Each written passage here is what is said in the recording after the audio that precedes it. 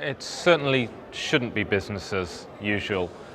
Clearly the whole industry has restructured its price base based on the downturn we've experienced.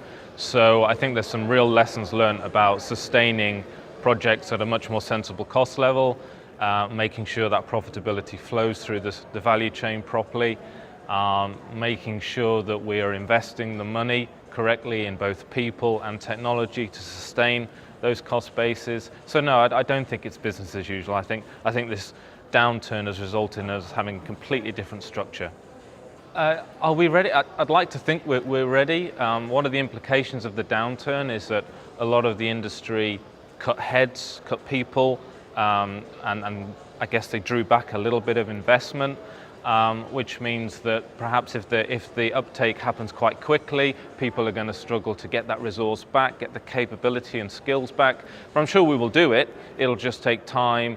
And I think what will happen is that people will do it in a more measured approach. They will make sure those resources are brought in, balanced against what we actually see as projects moving forward. I think two things. I think people. Heatrick, we're actually investing in bringing young engineers in on graduate schemes, on apprentice schemes, because we recognise that we need to do that now to sustain the workforce in the future. And I think innovation as well. A lot of people talking about digital technologies, but just innovation in terms of how can we bring some of the technologies from other industries in to help us manage that new cost base, but also to make sure that the assets, the FPSOs, operate in a much more higher availability level than we've seen before.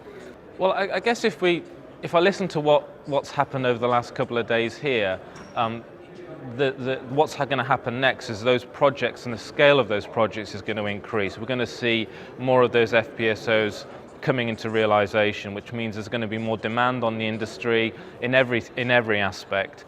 So hopefully that will be a positive thing and we can start to see a bit more energy coming back into the industry. What are we doing? We're preparing for an upturn. We've seen around a 20% growth since last year and we're expecting another 20% coming.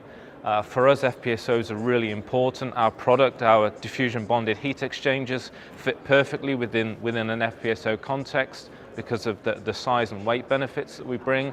So we're just hoping that growth really does happen and we don't suffer another oil price collapse and sink into another downturn.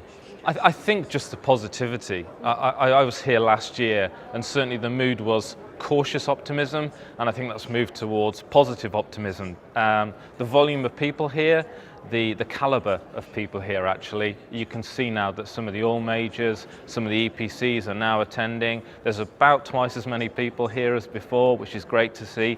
So that's the big change that we've seen since last year.